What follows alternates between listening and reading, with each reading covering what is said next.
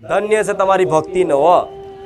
કેમ કે આવો તડકો તાપ ગરમી વીઠી ભૂખ વીઠી અને હવારના આગળ બેહવા માટે તો આમ જગ્યા રોકીને બેસી ગયા હોય. ભલે આશીર્વાદ છે, આ તપ જ છે તમારું.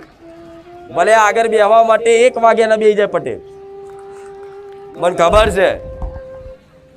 ધન્ય છે તમારી ભક્તિને. આવી ભક્તિને તપ હોય ને તો વિધિના લેખમાં કદાચ કોઈ સુખ ના લખ્યું હોય.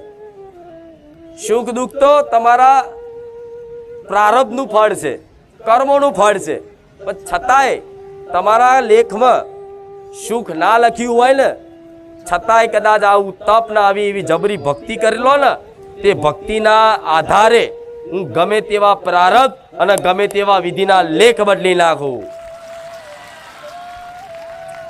કેમ કે વિધિના લેખ જન્મો જન્મના કર્મોથી લખાય છે. જાણો છો ને આવું? ભગવાનની કૃપા દરેક મનુષ્ય પર હરખી જ છે.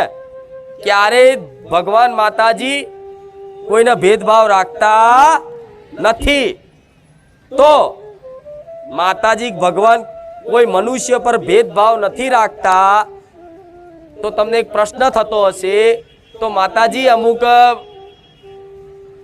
નાનપણથી જ જન્મતા હોય, જેનો નાનપણથી જન્મથી જ અમુક આંખે દેખાતું ના હોય, બોલાતું ના હોય, બોબડા હોય, બહેરા હોય, અપંગ હોય, વિકલાંગ હોય, તો મારી એમને શું ભગવાનની કૃપા નહીં હોય તો આવા પેદા કર્યા?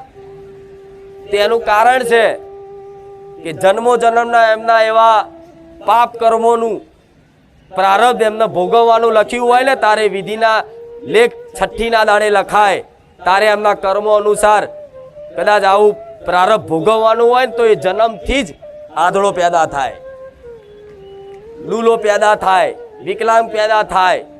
એનું કારણ શું? જન્મો જન્મના આવા કર્મો હોય. નાનું બાળક 5 વર્ષનું 6 મહિનાનું બાળક થોડી કઈ પાપ કરી લીધા હશે કે એને તરત આવું ભોગવવું પડે, ભગવાન ભોગવાડે ના.